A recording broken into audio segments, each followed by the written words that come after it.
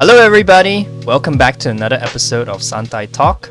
So, I'm Kenneth, as you know, and I'm joined by Jacelyn, as usual. Hi. But unfortunately, Calvin was unable to join us today. So, he would probably join us next week. So, you might be probably wondering, what are we talking about this week? So, Jacelyn, what do you think we're talking about this week? We are talking about traveling. That's right. So, we're trying to move on to a more lighter tone because we have been doing quite a few serious topics now. And we thought, what would be more fun if we were to do travel destinations? So, Jacelyn, what is your number one travel destination at the moment? My number one travel destination is probably to go to Europe. Europe, okay. Yeah. But yeah. what In are Asia, the probably Japan. So I mean, knowing you, right? You have been to Japan quite a few times. Have you? No, I've only been there once. Oh, only been there once. Yeah. Well, I've been there Unfortunately. I think I've been there like 5-6 times. Oh my gosh. Yeah. A lot of people don't know about this, but I actually been to Japan a lot. Ever since I was a kid till now, Japan has been the top destination. And Japan is actually the top destination for travel among Malaysians. Do you know that? Like, not just Malaysians, but Southeast Asia country. So I didn't know that. yeah, like many people from Singapore, Thailand, Indonesia, they enjoy holiday in Japan, and sometimes tours, they combine tours from different countries, and then they go to the same destination in Japan. So I guess we can make this episode like a deep dive into traveling into Japan. Like, wow, what are our experience traveling in Japan, and what we can recommend and what we don't recommend you doing in Japan. I guess Jacelyn, do you want to share first about your experience in Japan? Like, when was the first time you've been, and where did you go? How did you plan the trip? I think so for me, my first trip to Japan was like 5 years ago when I just graduated and just got my first job. So basically, I told my boss, you know what? Before I actually join your company, halfway through my first 3 months, I'm going to be on holiday for the next 3 weeks. Bye. I see. And my leave was not approved. Oh, it's not? Then it's an unpaid leave. It was supposed to be an unpaid leave, Uh-huh. but I was like, why is my leave not approved? I just told my boss, like, Okay. yeah, but I told you that I was going to Japan even before I started, and you gave me the green light. Yeah. Well, And he was like, oh, I'm so sorry. Okay, approved. because sometimes we run into these awkward situations whereby we already had a trip planned like since a very long time ago, and then so happens that we land ourselves in a new job around that time of the trip, and then the new employers have to be aware that, I won't be around the first few weeks of my employment because I have to go on holiday. Sometimes we find ourselves in that kind of awkward moment. But you were pretty lucky because your boss were pretty understanding, right? Well, I mean, if they didn't want to allow me, I wouldn't mind just tending my resignation and say sorry, bye. Well, I don't think they will ask you for your resignation straight away. Because most employers I know that they're pretty understanding. Yeah, they're understanding because, I mean, probably they have actually experienced that themselves, and Yeah. Oh, So tell me about the trip. So basically, it was, I think, a 2 to 3 week, and Wow, 2 to back 3 then- weeks. Okay. yeah, I only been to I think Tokyo, and mainly in Tokyo. I can't remember where's the other place I went. Mainly in Tokyo. Yeah. So Maybe Kyoto, Osaka, which is no. pretty I popular just- destination. I just went up to one of those mountains for probably a day trip or so. We spent most of our time in Tokyo, just Fuji Mountain. walking around. Yes, we went to Fuji.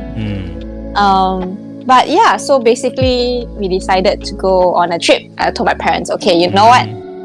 We are going on a trip. I'm going to get us all our internet data, and I planned everything. So you planned everything. I planned where I wanted to go and everything that we wanted to see. I see. But everything got derailed. Okay. My Elaborate, whole plan please. got derailed. Okay, how did it got derailed? So basically, I went there on a trip with my brother and my mom. Okay. And because we only got a single bedroom, I mean like a one bedroom where we all shared, we stayed in I think 4 to 5 star hotel in Japan itself, in one of those new areas. Pretty good, huh? So, 4 to 5 star hotel. Yeah, I mean like we did not at least I wasn't the one that booked the hotel, my mom did, but overall it was a very good experience because like the staff was really friendly. We lived outside a train station, but we couldn't really hear the train at all. So when we landed in Japan the first night, what happened was they gave us like shampoo to use, and it wasn't a cheap shampoo. Wait, like how they give you a toiletry set. You mean the hotel gave you, or where? Yeah, the hotel gave you. Okay. Yeah, so they gave us a pretty expensive toiletry set, like a Shiseido kind of thing. Wow. Okay. Yeah, and that was the first night I really suffered. Huh? So I'm sensitive. Yeah, I suffered because of the toiletry pack. Why? But they gave you nice shampoo, right? The toiletries were great. Like, why? Yeah, but I was allergic to it. Oh no! I couldn't sleep the first night because my hair was itching the whole entire night. I see. So I woke up blurry and like very agitated. And apart from that, because we all shared a room together, yep, I was listening to symphonies of snoring. Your mom snoring, your brother snoring. Oh my god, yeah. Jocelyn. I was like, oh no. But okay, like the first night, I think I got really tired out. So after the first night, the second night I slept perfectly fine. But like we ended up going to like Harajuku. What other places are the famous ones there? Shinjuku? Yeah, we went to Shinjuku, Harajuku, and we accidentally like walked past the red light district. Kabukicho. Well, I'm not quite sure which one, but the one with the robot restaurant, right? no, it was just somewhere near like the Shiba Inu statue. Yeah, Yoshiwara maybe. I'm not really sure about my places in Japan, but okay, let's talk about Harajuku first. Like, do you remember back then, when we were a bit younger in the early 2000s, there was this really hot trend called Lolita or Gothic trend? Yes, I saw loads of people all dressed up in those costumes, and I'm like, oh, you still see them? Wow. Yeah, you still see them walking around in Harajuku. Because from what I've heard, right, a lot of Harajuku culture has died out, and nowadays it has been replaced a lot by streetwear. And then you see a lot of girls wearing Champion clothes. They're wearing Nike clothes, Adidas clothes. Like, they're wearing sports clothes, like streetwear, popular attires. And yeah, like literally that's Harajuku nowadays. And rarely you see the Lolitas anymore. Like, you'll be lucky if you see one. So like wow. But you did mention that the last time you went was 5 years ago, right? Yeah, but that would still be in like the 2015, 2016 time? Yeah, 2015, right? So yeah, I think nowadays is a bit more rarer sight. But yeah, like one of the things that you to do when people go Harajuku is that you go there and spot Lolita girls. And I didn't go spotting, but like they just walked past and I was like, Mom, they're so cute. Yeah, but I mean, when I was there, I don't see them anymore. So okay. Yeah, that's so unfortunate. But okay, for besides of spotting Harajuku girls, right? Like Harajuku is also very famous now for their cafes. Yeah. We didn't really go cafe hunting because like the itinerary, we didn't actually choose like which cafes to go. So we were just like walking. Oh, okay, this place looks interesting. Stop by here. Oh. Yeah, cause like how we normally plan our trips is basically by like places that we want to visit. I see. And Harajuku was just like a whole lump sum. We want to go to Harajuku to see whatever the culture is. But like one of the places I found interesting was a place where they sold like stickers and cute stuff. Oh, stickers and what kind of stickers? Basically, people do journaling, and they use stickers and like. Yeah. And you were telling me back then you were trying to do something with stickers and journaling. Yeah. With an app, right? Do you get the inspiration from there? Yep, definitely did. But like things didn't really go out smoothly. But like with that shop itself, apart from it having stickers, they even had like small artist doodles. So like I managed to score myself something similar to like Alice in Wonderland. It's like a portrait kind of thing, which I found was very interesting. Apart from that, in that shop, I found some X-rated stickers.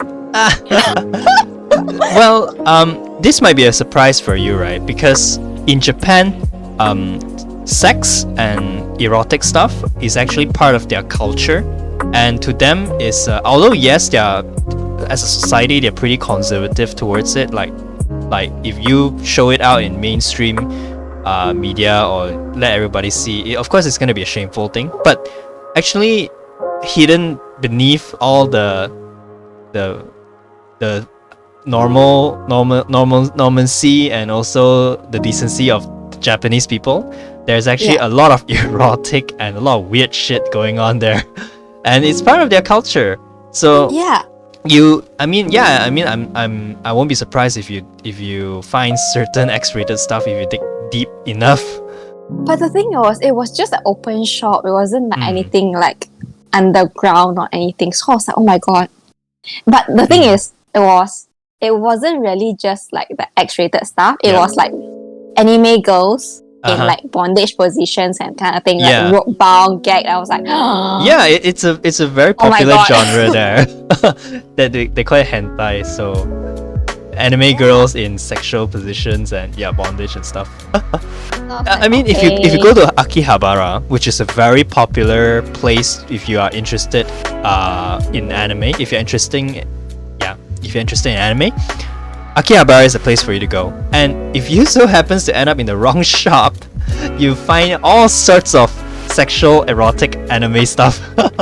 And some of these shops, right, that I noticed, they are 7-story tall. Oh, I've heard of that. Erotic stuff. Yeah. Like every level gets even more intense. Exactly. So it's crazy. So what about Shinjuku? What do you guys did in Shinjuku? Shinjuku, hang on. Yeah, let me think. What was Shinjuku famous for again? The crossing, the Shinjuku crossing, and I got lost there. The Hachiko statue as well. I got lost in Shinjuku. I couldn't find my way to the train station. Oh no. So like basically like I was walking. We realized like we're not going the right direction already. So I was like, I approached this Japanese girl. I was like, yep. Hi. I'm lost. I'm lost. Then she was like, oh, where are you? There. Basically, she says, where are you headed to? I said, I was like, the train station. And she's like, oh, okay, I'm going there now. Then she walks me there to the train that's so station. nice. I was like, then she was like, she asked like, where are you from? Oh, Malaysia. Oh my god, you're from Malaysia. like it was so fun. Like, you don't really see people that nice around. Like even in Singapore, people aren't that nice. Yeah, the only place that I find nice people, that kind of nice, is either in Taiwan or in Japan. And Japanese people are naturally very nice to foreigners. So if you go there as a foreigner and you go have holiday, you're gonna have a blast there. So yeah, I mean, regardless of how like they can't really speak much English, like at least the people that I spoke to, like when I went visiting around, they couldn't really speak much English, but they actually took the effort to like actually help you out. To speak, to because help you out. I I always get lost trying to find the train station. It's not the first time. So like I went to Singapore, I got lost as well. I couldn't find a train station. I walked for an hour and I still couldn't find a train station. Jacelyn and But getting lost is gonna be a recurring theme of this show. yeah, but basically when I went to Japan, I asked people, can you point me in the right direction? They actually brought me to the place. Yeah. And in Singapore, they just point you, okay, you go there. I'm like, okay, where's there? I couldn't find the station. Yeah, that's the life of Japanese. Like, they're so nice. They're the kindest people I've ever met. Same goes to Taiwanese.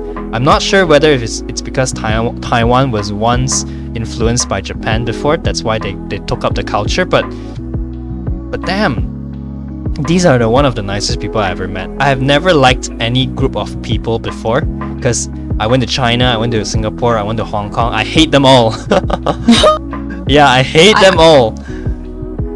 But like, I mean, like, so basically, like Japan, in like when we first went there, like we didn't realize the train comes so fast, and you literally have to dash your way to the train station. Yeah, the train comes really on time, really on time. So like we ended up like for first day, we ended up chasing the trains.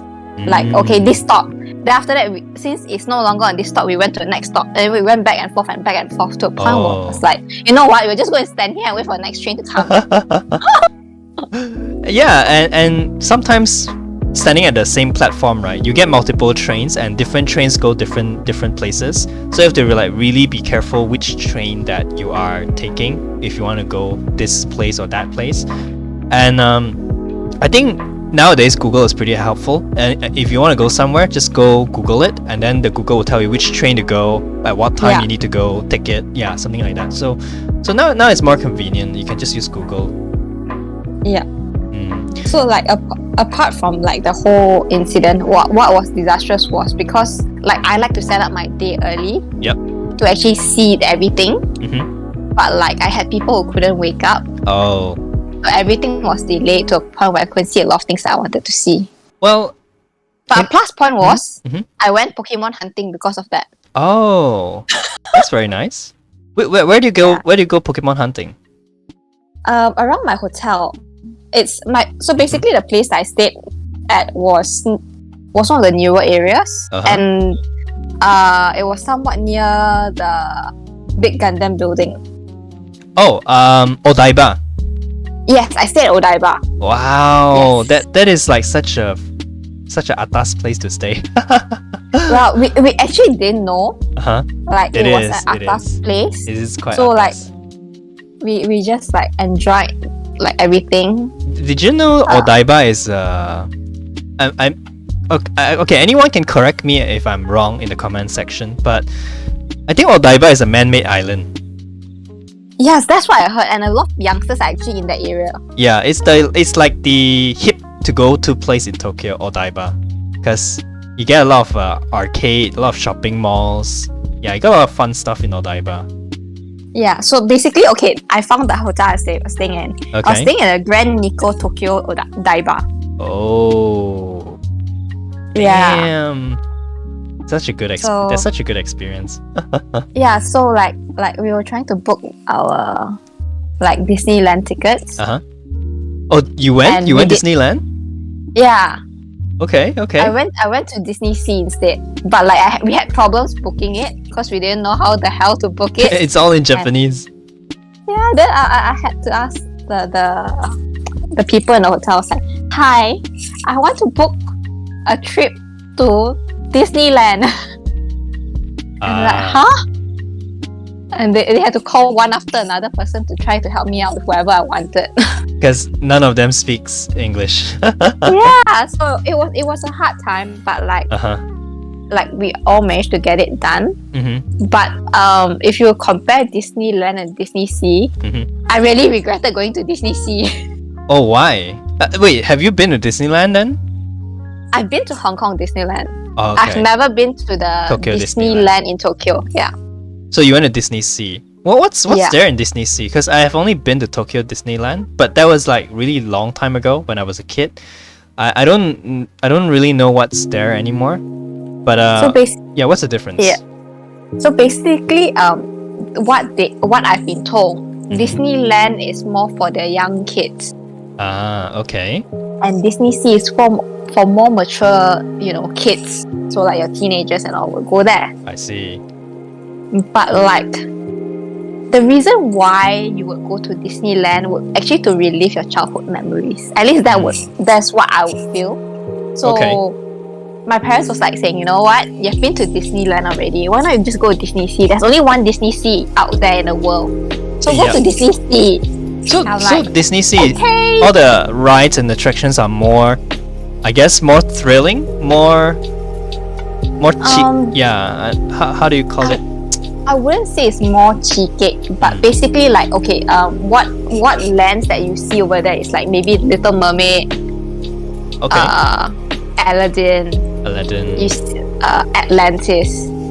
Oh, Atlantis. But basically, these are the things that you're not very into. Like I was never interested in Atlantis. Yep. So like Little Mermaid was okay.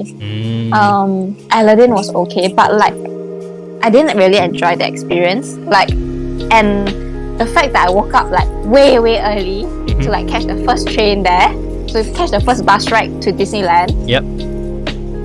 It was so disappointing because I finished everything by lunch. And the tickets are not cheap though.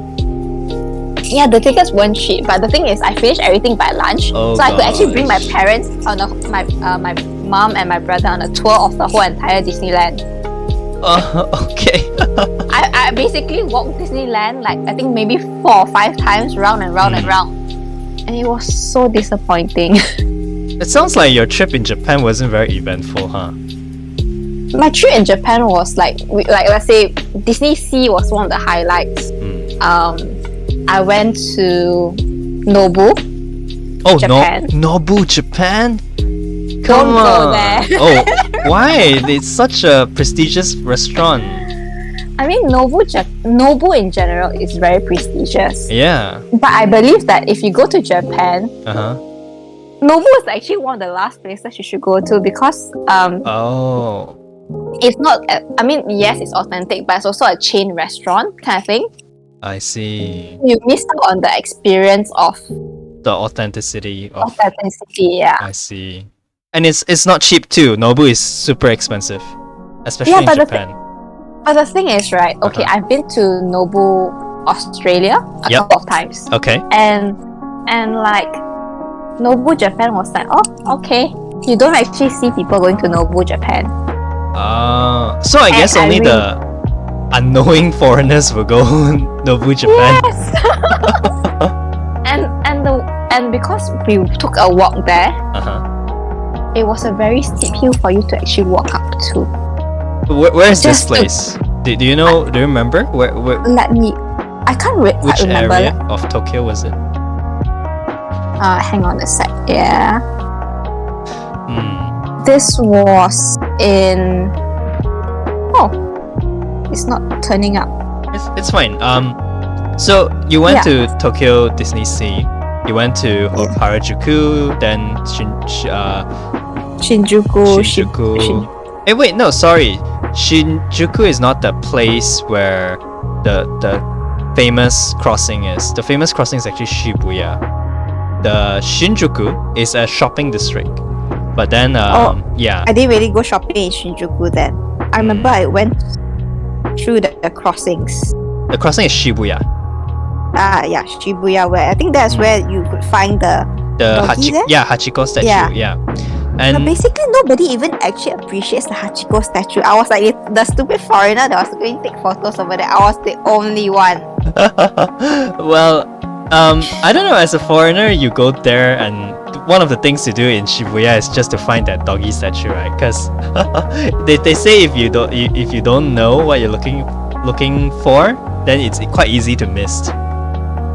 Yeah, but like I remember walking there and I was like, I took picture of the doggy and that was it.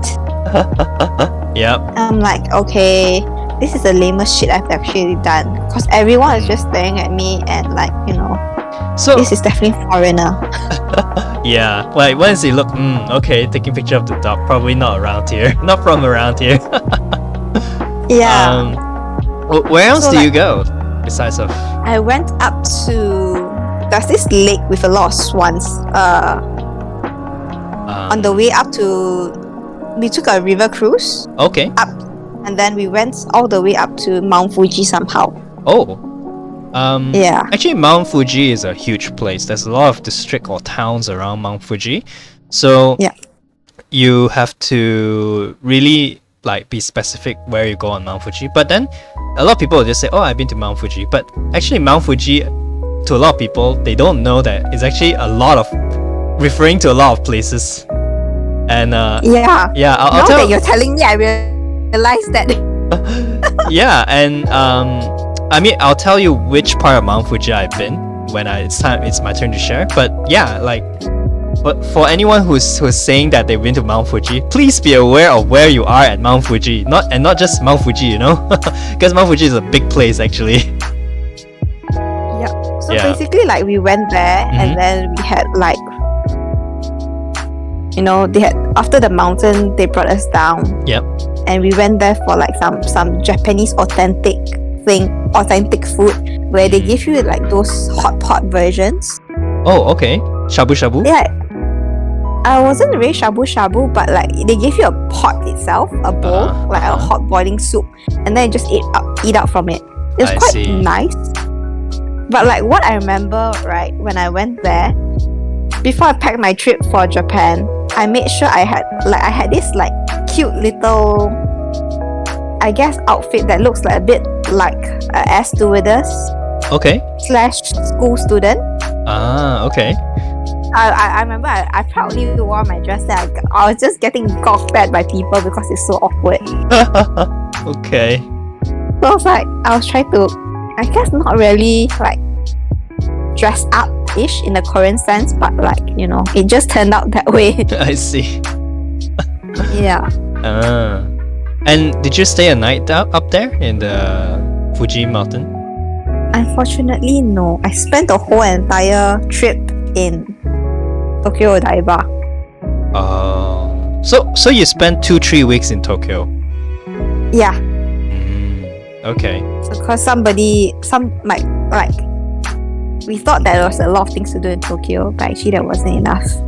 Well, you I guess you gotta know what to do. Then you'll know what to do in Tokyo, because a lot of things is if you just go there blindly and you don't do any research, then probably you might find it's a bit boring, because a lot of things in Tokyo are very niche.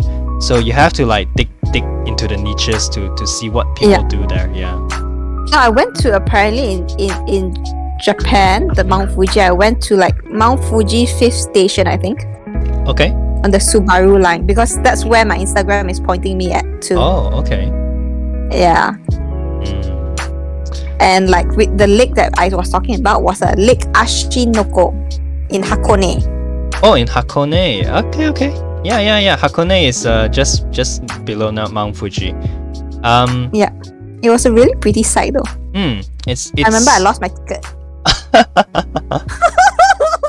Oh no. I couldn't, like, basically they were like saying, you lost your ticket, but I guess in a way, cause like we followed a group there, they were like, you know what, Okay. yeah, she's with us, so I was saved. I see. Otherwise you'll be abandoned there. Yeah. Okay. So Which guess part of it's- Mount Fuji did you go to? Okay. Let me just before I share, I'll just speak a bit of context. So I actually been to Japan a few times, and each time my trip to Japan took me on a different route. So I've been to pretty much a lot of places in Japan, although some of those places are a bit fuzzy in my memory now because it's been so many years ago. But in general, people go to Japan follows three paths actually. So the first path is when, let's say, budget is a concern, right? And let's say you just want to have the experience, and it's okay for you to not really go shopping and things like that. A lot of people will actually choose to go Osaka, and then Kyoto, and then Nara. So these three places, these three cities, and then they'll like journey among these three cities, and then they'll go back to Osaka on the last day, take the flight, and go back to KL. Oh, Yeah. okay. That's the first path. The second path is people who are more keen to do shopping. They will go to Osaka and then the journey to Kyoto. They will skip Nara and then they'll take the Shinkansen and take the train all the way to Tokyo. And then on the last day, they will leave from Tokyo Narita Airport. Yeah. Yeah, so that's the second path. The third path is Hokkaido. Hokkaido is a more fun trip, I guess, for certain people because it's more nature, more scenery, and also it's more vast. So you have to drive. Is that the one with the deers and all over there? No, Nara is the one with the deers. Oh, okay. Yeah. So I've been to most of these places, but I don't think I've been to Nara. I think I've been to. No, it was not Nara. It was Nagoya, the one with the big Buddha statue. Okay, so my fondest memory of my first time in Japan was upon landing at Osaka. We boarded the bus. Straight away, we took a 2-3 hours bus ride to Nagoya. And oh my god. Yeah, it was so That's the tiring. worst. Exactly. And What airlines do you fly though? Malaysian Airlines back then. Yeah. Okay. Back then, AirAsia, I think it was still a domestic airline, and they don't have any line to. Oh, okay. Yeah, it was that long ago, and Because like I flew with the Japanese one. okay. ANA or Yeah, ANA. ANA. So like we had Japanese food just from the get-go. Okay. So we went to Nagoya, and my fondest memory is that big ass Buddha statue on top of the hill, and that's it. That's all I remember. the big Buddha statue. And then I don't have any fond memories of myself in Nara because Nara is famous for the deers. But I have a few friends who went to Nara, and they say Nara actually has not much to do. Basically, you go there, feed the deers, just enjoy the atmosphere with nature, and also try some of their local food there. And while you're at Nara, sometimes people will go take the trip to Kobe to have dinner because Kobe beef, the famous Wagyu beef. But I like, is it really that famous to have Kobe beef in Kobe? It depends on where you eat it because right now I guess it's becoming too commercialized, and a lot of these Wagyu beefs are actually not that great in quality anymore. Yeah. So I guess it depends on which restaurant you go actually, because a lot of copycat restaurant did pop up, and yeah, tourists will just eat beef in Kobe, that kind of thing. Yeah. And another thing to do while you're in Nara is that you have to try their mochi. The mochi in Nara is one of the most famous ones in Japan, and then you see the famous Japanese dude putting their hand slapping that mochi with the hammer following after it. Yeah, that video, it's in Nara. So, I see. So yeah, you if you're in Nara, you find yourself in Nara, you have to try that. Other than that, my other fondest memory is in Osaka. So Yeah. Osaka is usually the place that you land first when if you are planning on a multi-city trip in Japan. So Osaka, you will land in the Kansai airport, and one thing you immediately notice is that the airport is in the middle of the sea. In the middle of the sea. Yeah, so they created a man-made island to create the airport because there's literally no space on the mainland for them to build an airport. Yeah. Well, So reclaimed land is good land. yeah, and when you're landing on the Kansai airport, you feel like the airplane is actually about to crash into the water. Yeah, because it's just water. At least you know if anything happens, you'll still be safe because you'll be landing in water. No, I mean, at first you thought like the plane's gonna land on water, and then land will suddenly show up last minute, and okay, you're landing on land. And I see. they say Kansai Airport is actually sinking. It's sinking about 1 to 2 centimeters a year, Oh, okay. or millimeters. I forgot. Was it millimeters? I don't remember. I'm not Yeah. quite sure. Okay, so when you're in Osaka, one of the first thing that we ever did was we go to Dotonbori. Dotonbori is one of the most famous place you have to go in Osaka. and that's where you find the big crab logo on the big crab restaurant. You know, the famous Osaka crab. Do you know? Nope. Okay, so on the signboard, there's a huge crab, and then what they sell is just seafood. Is it a crab now? I think it's It's still a crab. Yeah, it's still a crab. Oh, okay. Yeah, so but the seafood in Osaka is so expensive, so I won't recommend you to try seafood. Maybe you can just go and eat the crab. Try out one of their snacks, crab snacks, crab steaks or whatever, when you're in Osaka. And then another thing you have to try in Osaka is okonomiyaki, because that's where it's originally from, and I see. also takoyaki. Takoyaki is the most famous in all over the world, and that's Osaka. I see. Yeah. I had all of that in Tokyo. Yeah, but you know what's the worst part? The worst part is we couldn't find where's the restaurant that sells the takoyaki. So although yes, we were there in Dotonbori, but we couldn't find the takoyaki restaurant. But one of the best food I ever had in Osaka was this restaurant called Kushiyaki. Kushiyaki is basically fried bread fried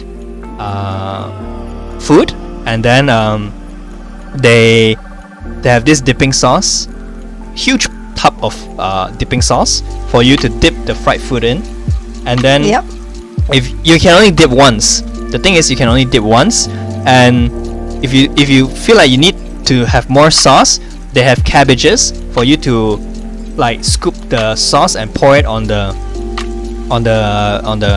fried food. So why do they not allow double dips?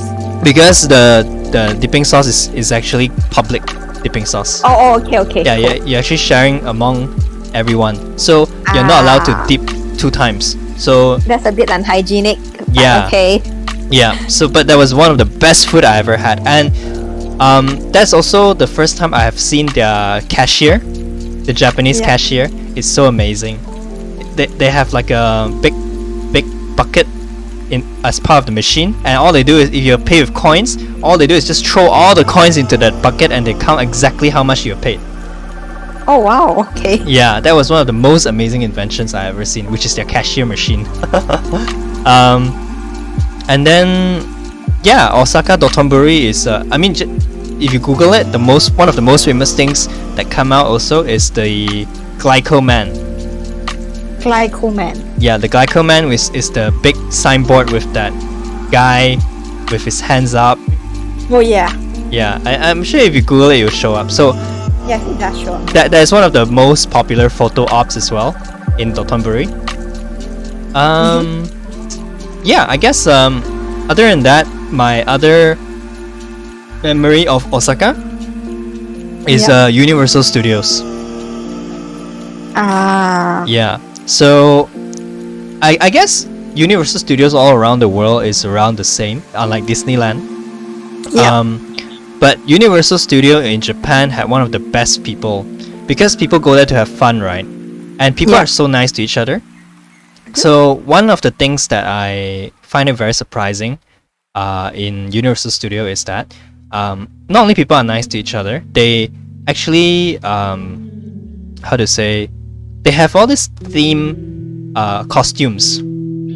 Yeah. People who actually wear costumes to go Universal Studios, and you find people wearing school uniforms as a pair, people wearing some Japanese traditional costumes as a pair, and then you find some anime costumes as well as a pair.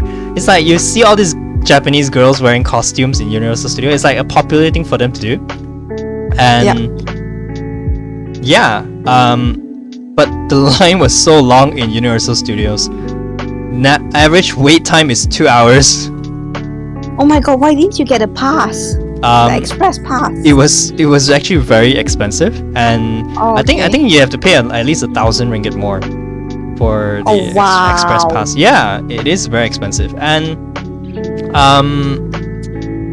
but yeah, I mean, we did manage, because even express pass also, I think we went on a really busy day. Even express pass, you have to wait for like what, an hour. So My God. Yeah, it was. That's the worst express pass to ever buy. It was very packed. But one of the best ride attraction I ever had in Universal Studio is the Flying Dinosaur. Oh my god, that was the most thrilling ride. Actually, no. Two of the most thrilling ride that I ever had in Universal Studio is first Flying Dinosaur, and then the second one is the backdrop. Holy shit.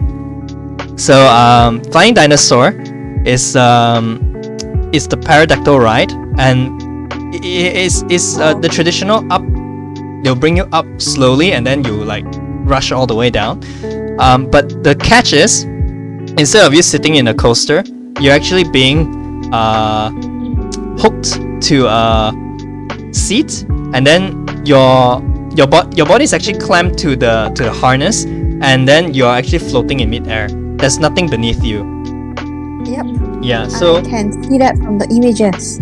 It's not something that I would want to sit in. Yeah, and it was really scary when it was going up. But the weird part is, because the Japanese people there are so nice, whenever they see people going up for the ride, they will wave at you and it's like, "Good luck out there," you know, that kind of thing. They'll wave at you and say, "Hi, have fun," you know, that kind of thing. Have fun. You're going to have a mini heart attack there. Yeah, and then when it went down, Oh my God. no, before it went down, what I did was I tried to wave back at the people beneath me, but I couldn't because I was holding the harness so tightly. Because there's nothing beneath me, and I'm just looking straight down to the ground. I guess if you're, but I guess one of the reasons why people always have this like standard height on its weight and stuff like that of people Yeah. like going for rides is because of the safety precautions. Yep. Yeah. So, when I went down, I went head first down. It was not shoulder first. It was head first. Oh my gosh. Yeah, I went head first down, but after that, I don't feel anything anymore because, yeah, after that, I'm just like, wow, it throw me around, and then like, it's over.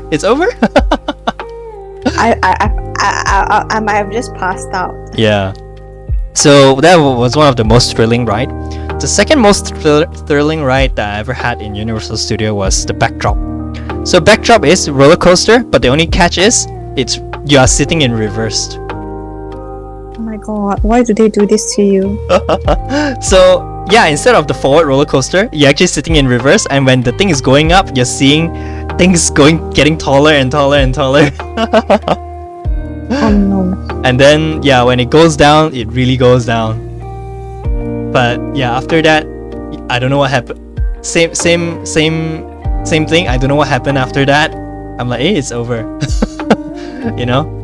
So yeah, for those thrill seekers, if you are ever in Osaka, go to Universal Studio, try out Flying Dinosaur and Backdrop. It's not for the weak of hearts. Yeah, not for the weak of hearts. Then the next day we actually went to Kyoto, and Kyoto was actually a very beautiful city, and everything they about Kyoto, they preserved it from the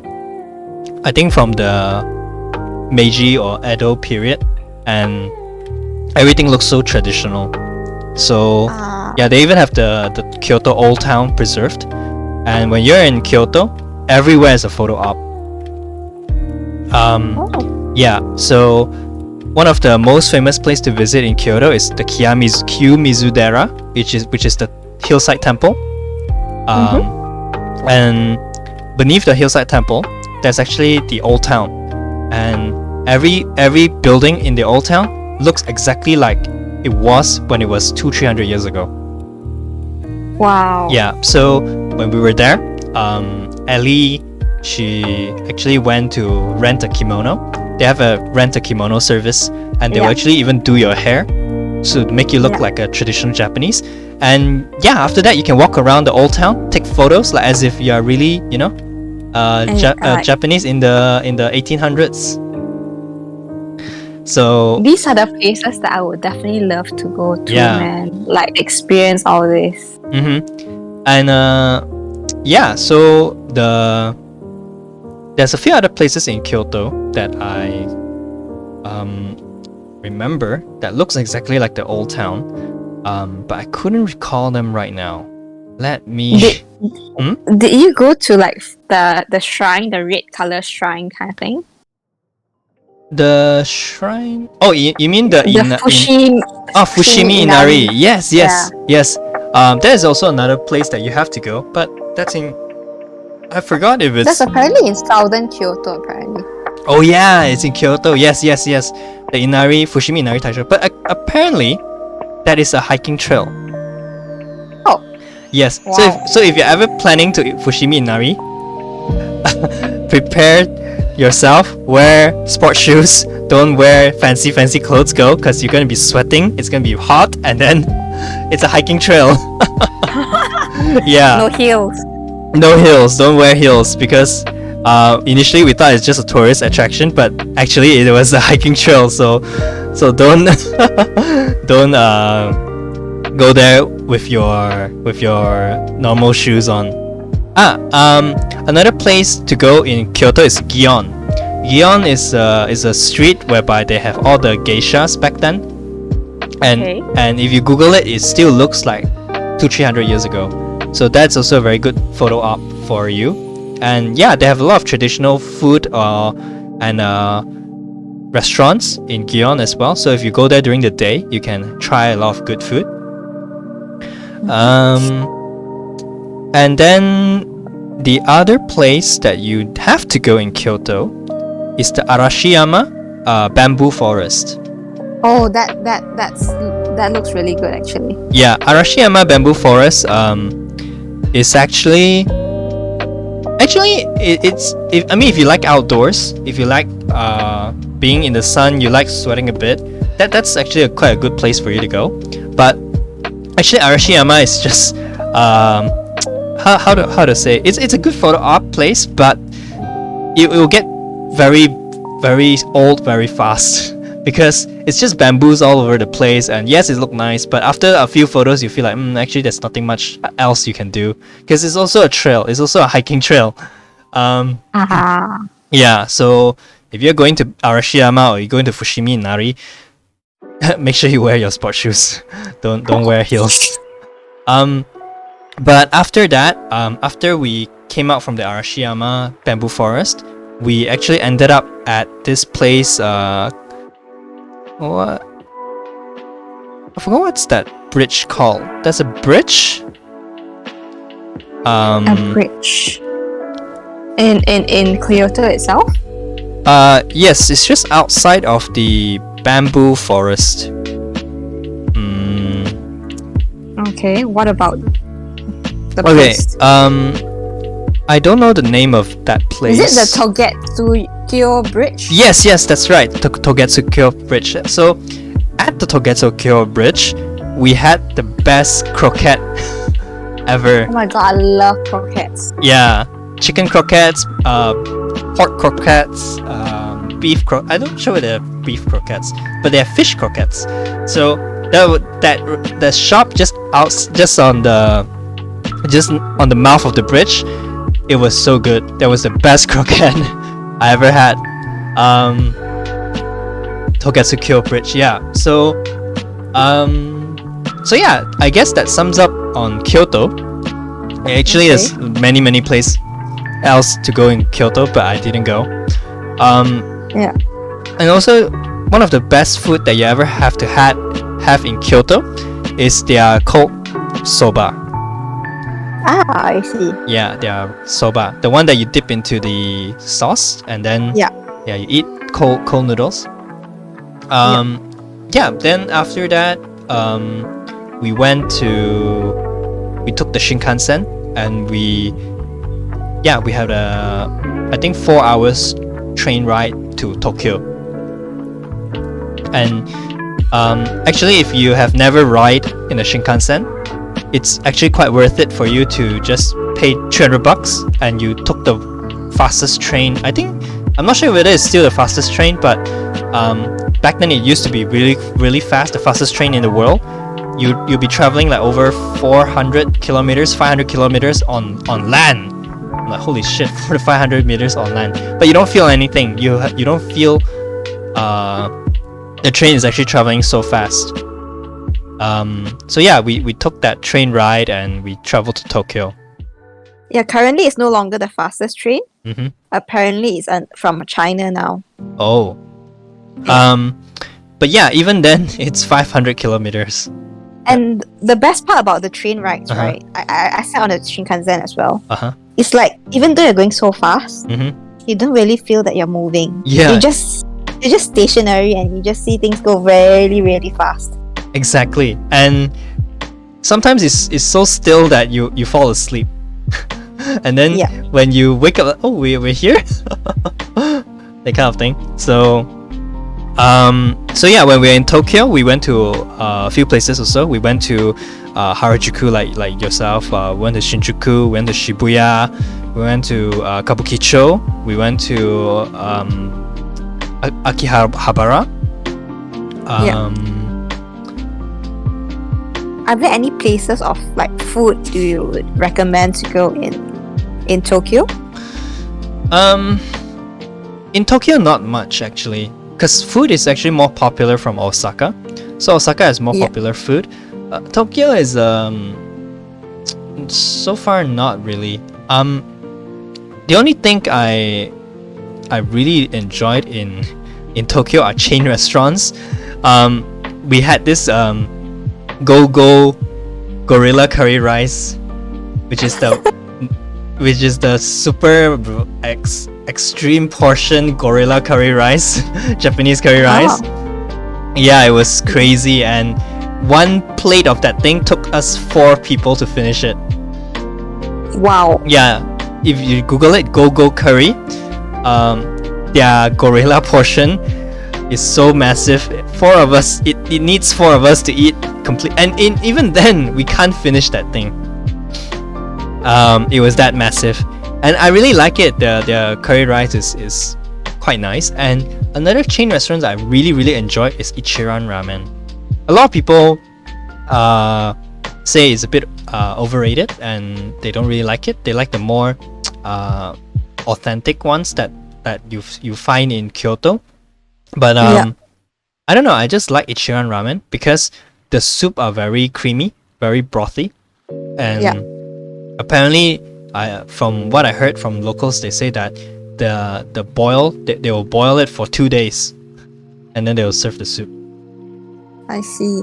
Yeah, so they don't throw away the soup from the day before. They will continue to boil it so that the all the essence, the cream, the fats that creates the creaminess in the soup. And yeah, that was one of the best chain restaurants I had for me, like personally. But not sure if anyone else they might think the same. Another place. One place I really recommend to go for food in Tokyo is the Tsukiji market. But apparently Tsukiji moved to somewhere else. Relocated. Yeah. Yeah, they relocated. So I'm not sure where they moved to now. But back then, in Tsukiji, they have all types of seafood, and I have the best oyster in my life. Do you know what I told my parents when we were just talking about going to Tsukiji market? What do you tell them? What do you want to go to a fish market for? We've got enough fish market in KL to go to. No, and I regret it. You have never been to. I don't know. Tsukiji market has the best food. I told you. I regret not going now. I had the best omakase there as well. Yes, I have to wait for 1 hour and a half to get in there, but once I had half the omakase, it was like the best omakase I ever had. And I don't know how they do it, but their omakase can be so flavorful with just the sea urchins, just the tuna, and the rice, and just some wasabi. That's it. They didn't put anything else. It's all in the fish. Yeah, and they don't even allow you to dip any soy sauce because they'll say it ruins the taste, and it's really so good. The best omakase I ever had. Now the Tsukiji market is actually called the Toyosu Fish Market. Toyosu. So if you actually want to try it out, head over to the Toyosu Fish Market. Yeah, I mean I don't know how the new fish market looks like right now, but previously when it was Tsukiji, there's also a lot of other things there. There's like seafood platters. There's actually oysters. There's actually crabs that you can eat on the go, and then there's also fried food. There's also All the little snacks and stuff the like little that. snacks. Yes, and one of the best snacks I ever had in Tsukiji Market when I was there was the Ichigo Daifuku. Oh, okay. Strawberry mochi. Oh, Yeah, that was the best mochi I ever had. And I normally don't eat strawberry because I'm really afraid of the sour taste in my mouth. yeah. But the Ichigo Daifuku, the strawberry mochi, the sweetness and the sourness of the strawberry, sweetness of the mochi and the sourness of the strawberry, they blended so well. Oh my god. I mean, now I'm thinking about it right now, it brings me back. And the mochi have several flavors. They have honeydew, orange, they have yuzu flavor, they have chocolate flavor, they have all sorts of flavor, and each flavor tastes as good. And I think we actually spend more than 50 ringgit just buying mochis, the strawberries on it. I'm like, oh gosh. Yeah, so I don't know whether if the shops are still at the Ryosu Market. Toyosu Market. But yeah, if you ever go there again, you have to go to the market to eat. That is one of the best places I ever had for food in Tokyo, and have the best oyster. Oh my god, the oyster is 40 ringgit. Oh my god, how many oysters do you get? One oyster, 40 ringgit. Wow. Yeah, Are but they at least big oysters? they are huge. And the oyster Okay. size is 2 of my palms. Yeah, Wow, and you around have 2 of my big- palms. You've got quite big palms, you know that, right? Yeah, and me and Ellie had to share, and it was the creamiest oyster I ever had. The best oyster ever. Well, at least your $40 was definitely worth it. Yes, it's definitely worth it. I'm not gonna go on too long on this because I can talk on this forever. But yeah, just to wrap up, if you're going to Tokyo, yeah, that's a place for you to go. And other options is you can go to Hokkaido. Hokkaido is more for seafood and also more for environment. And Hokkaido is only nice if you go during the winter time. You know why? Because Hokkaido have the most beautiful snow in the world. Why do I say that? Because Hokkaido snow looks exactly like cotton candy. Have you seen cotton candy? Oh wow. Yeah, it looks exactly like cotton candy. And it's the best place for you to ski or snowboard. Okay, definitely going to mark that for my next trip once we get out of COVID season. Yeah. So Hokkaido snow, once you see Hokkaido snow, you go to anywhere other snow in the world and you'll be like, these aren't snow, these are ice. Yeah, so Hokkaido, you go, but because the place is so vast, you have to drive. So for anyone who's going to Hokkaido, it's probably a good idea for you to rent a car. Yeah. Mm. So is it easy to drive in Hokkaido? Like, you know, with being a foreigner and everything. Okay, Japan have very strict traffic rules, so make sure you follow them consciously. I know Malaysians are very, very liberal with their road and they don't necessarily follow traffic rules, but Japan, they are very, very strict on traffic rules, and I think over a certain stretch of the highway there's like traffic cameras, and then after certain kilometers there's police there, so you have to be really careful, otherwise you get tickets, and tickets in Japan is very expensive. Yeah, so you have to be very, very careful when driving in Japan. But other than that, drivers in Japan are also very gentle. They are very very polite, so as long as you're driving nicely, you're not disobeying the rules, I don't think there should be any problem. Okay, that's good. Yeah. So, is there anything else do you want to add on to our this Japan filled topic? Well, I just remembered that I actually went to the Pokemon Center in Japan. If you do go to a Pokemon Center in Japan and you want to buy plushies, bring money there, because it's not cheap to actually just buy a Pokemon plushie from the store. Actually, to not just the plushies at the Pokemon Center, but generally everything in Japan is expensive. So, an average meal. Yes. Yeah. An average meal in Japan can cost you up to 40 to 50 ringgit, and that is if you are eating at a convenience store. If you're not eating at a convenience store, you'll be spending 120 to 200 ringgit per meal. So make sure you are bringing enough money when you go. Yeah. Apart from that, don't fall for all the little gimmicks and everything. Like I remember I went to Odaiba and I bought myself a pack of, those flour with like filling inside it. So basically they make into like a pancake. Oh yeah. But I bought mine like from the Hello Kitty shop, and it was the most expensive. And it was so expensive, and definitely was not worth the money spent. Well, yeah, it's true. It's very true. So if you can, I mean, Japan has a lot of weird ways to make you part with your money. They have a lot of weird souvenirs and also a lot of unique stuff for you to see. If you go to their convenience store and you go to some of their specialty shops. So, oh yeah, and another place that is a chain place. So another place that foreigners can go to is Don Quixote or the Don Donki in as you guys all know, because it's very popular in Japan and they sell all sorts of stuff there duty free.